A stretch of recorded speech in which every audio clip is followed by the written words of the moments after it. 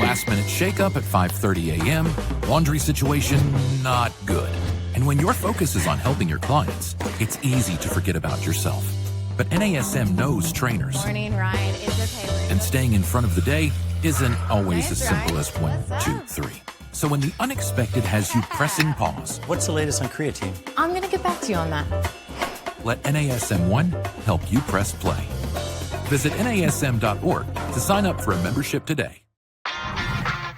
You're listening to the NASM-CPT Podcast with Richey, winner of the Share Care Emmy Award for Social Storytelling and the official podcast of the National Academy of Sports Medicine.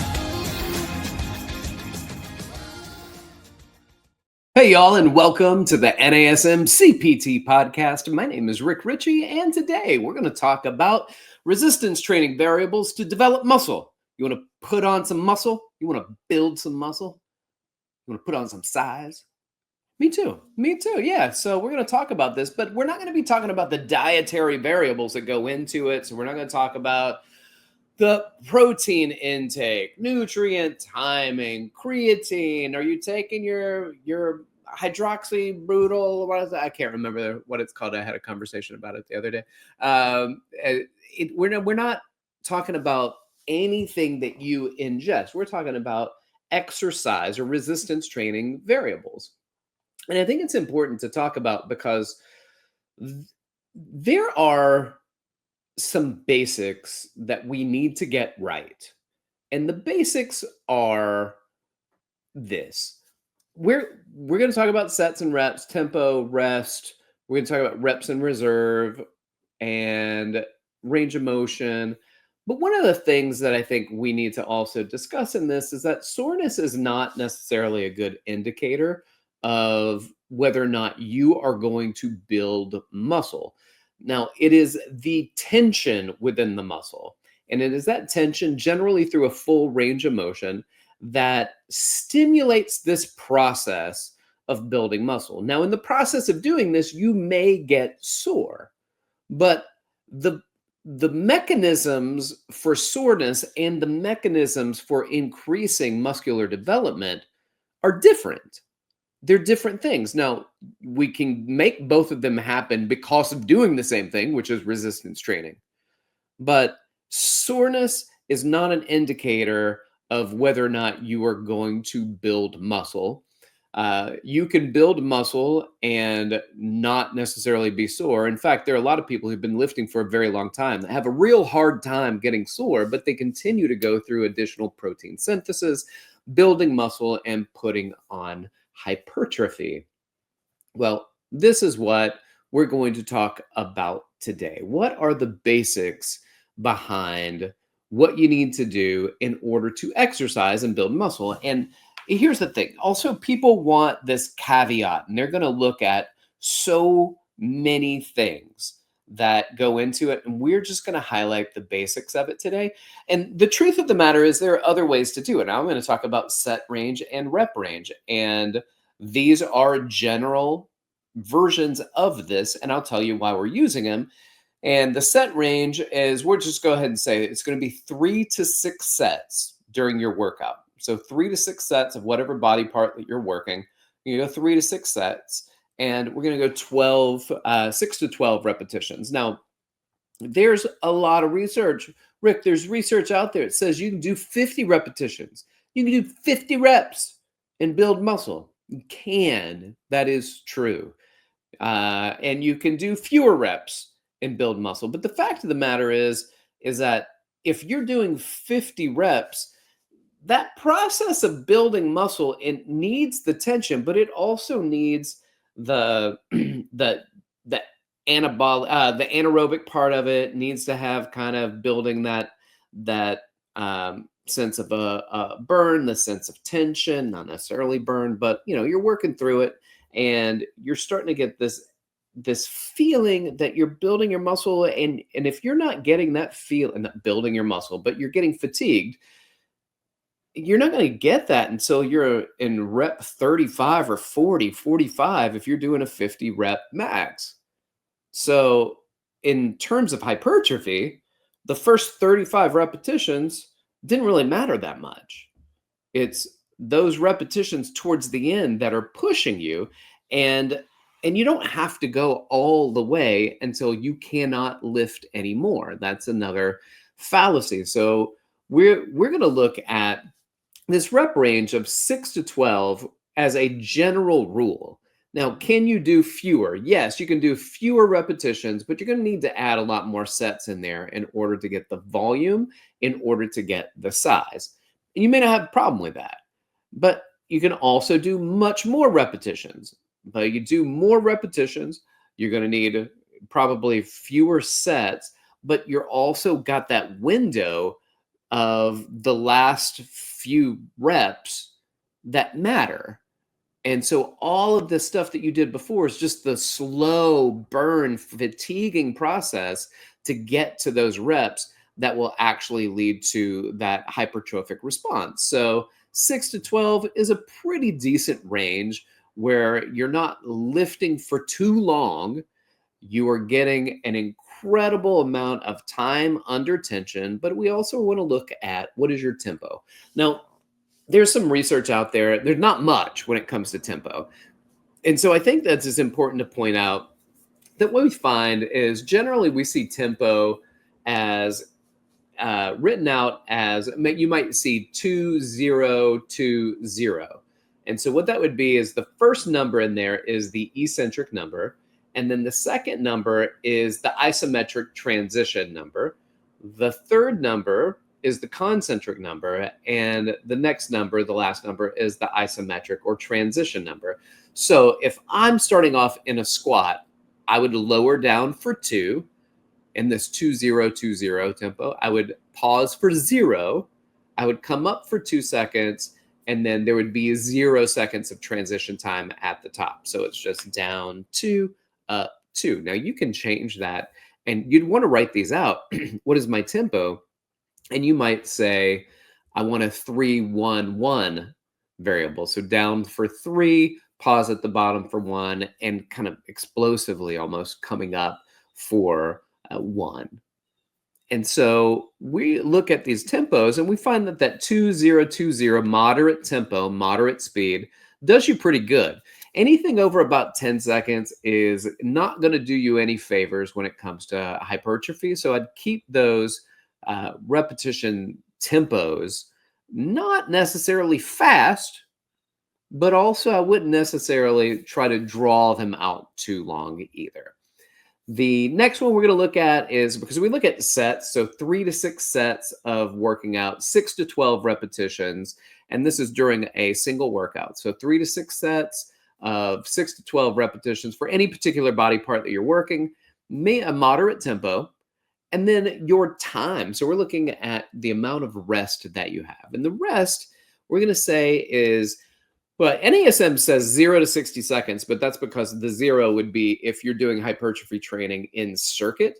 And hypertrophy training may not be the best type of training to do in circuit, but it also allows for you to maintain an elevated burn, to continue this metabolic process that mimight be favorable if you're also looking to burn some calories.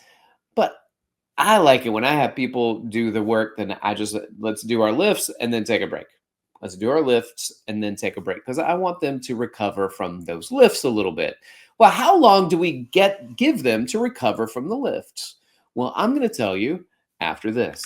This episode of the NASM-CPT Podcast is brought to you by NASM One, the membership for trainers and coaches. Members enjoy unlimited access to hundreds of career resources.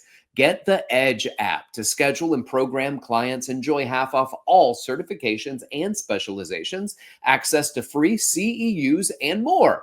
All of this for just $35 a month. Go to nasm.org/membership to learn more about NASM One. So if we look at our time, NASM in their textbook, in fact, their textbook will go through, this is the CPT 7th edition.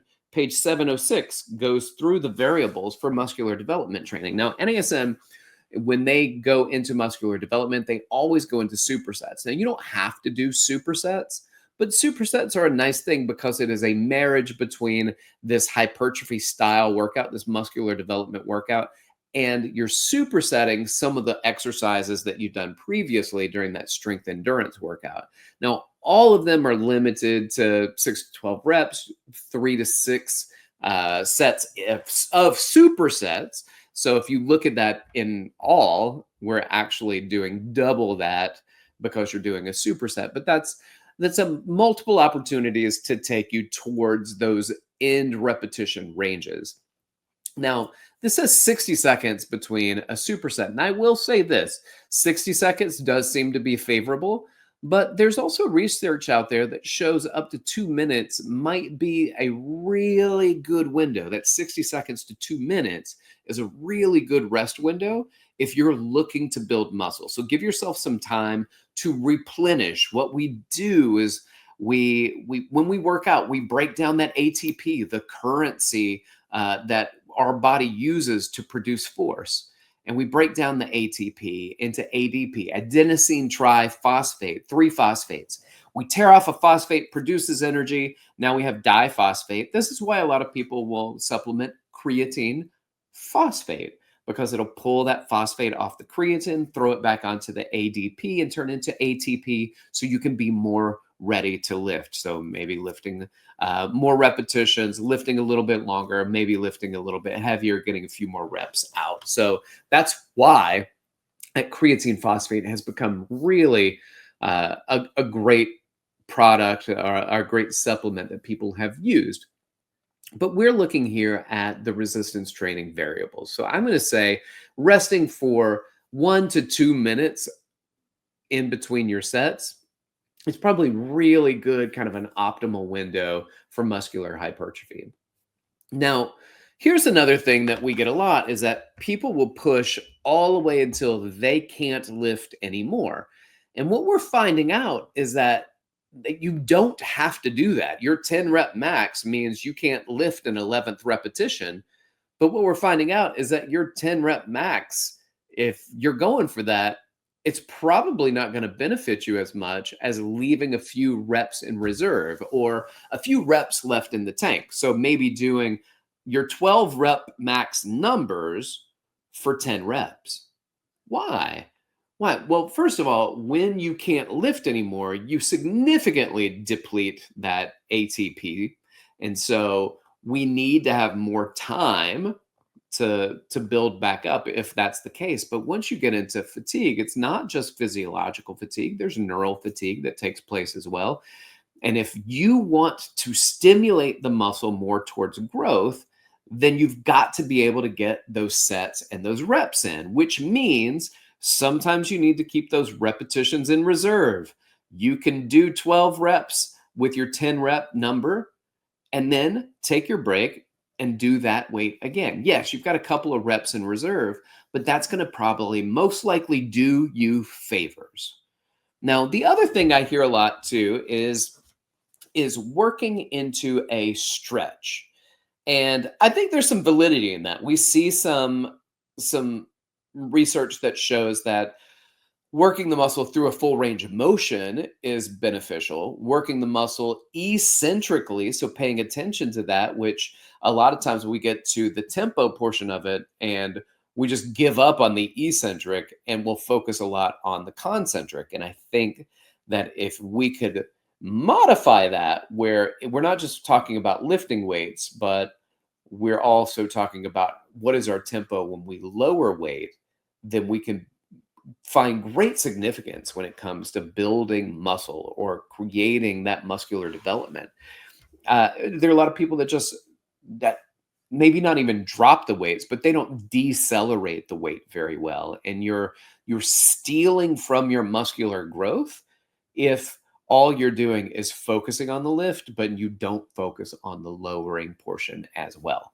Now, when it comes to range of motion, we've always said this, my education buddies at NASM, which is full available pain-free range of motion. And I think that holds true in basically every exercise that you're trying to do. And you can modify things certain ways and get different results because every different change is a different permutation to the demands on the body. So it's nice to switch things up a little bit.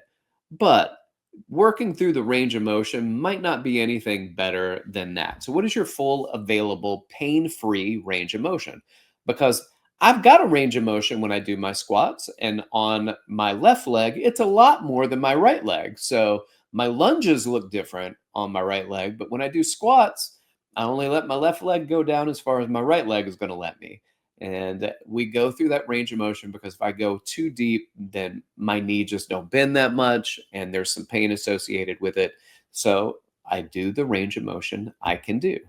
And I think that that's important for a lot of us.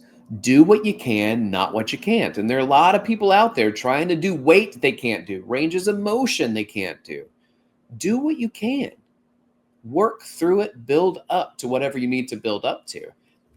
And there's some combined correlations between the amount of stretch that you get and the amount of soreness that you get. And remember, these are not synonymous. So just because you're sore doesn't mean you're going to grow. Just because you grow doesn't mean that you got sore in the process. But there's the tension that's there, and there's something about the stretch and engaging through a full range of motion that does help to stimulate growth. It also does help to increase soreness if you're getting a nice stretch on the muscle. So what could be happening is that we're conflating the soreness that we have with the hypertrophy we are going to get, and they are not the same. They are different processes that take place inside of our muscle, and one does not necessarily cause the other, but they can benefit from each other a little bit, especially when we work through that full available pain-free range of motion. Going through the series again here, what are our sets, reps, tempos, that thing? So remember, when you're looking for muscular development, 3 to 6 sets, 6 to 12 reps is what I suggest. Tempo is a moderate tempo. So you're not going too fast, you're not going too slow. I generally do a 2-0-2 count. So that's 2 seconds concentric and eccentric, both ways. Rest for 1 to 2 minutes, reps in reserve between 1 and 3, 1 and 2. I usually like 2 pretty well. Sometimes in my last sets, I'll definitely get to, this is the last one I can do, and I'll go to my 0 reps in reserve, but it's my last set. I don't have to save in the tank to get another set out, so I can complete it at that time. And then the last thing is full available pain-free range of motion. Thanks for listening. I hope you enjoyed it. I hope you can use it. Like, subscribe, share with your fitness friends and family. And if you want to reach out to me, you can hit me up on Instagram at dr.rickrichey or email me rick.richey@nasm.org. Y'all keep inspiring people to fitness. Thanks for listening. This has been the NASM-CPT Podcast.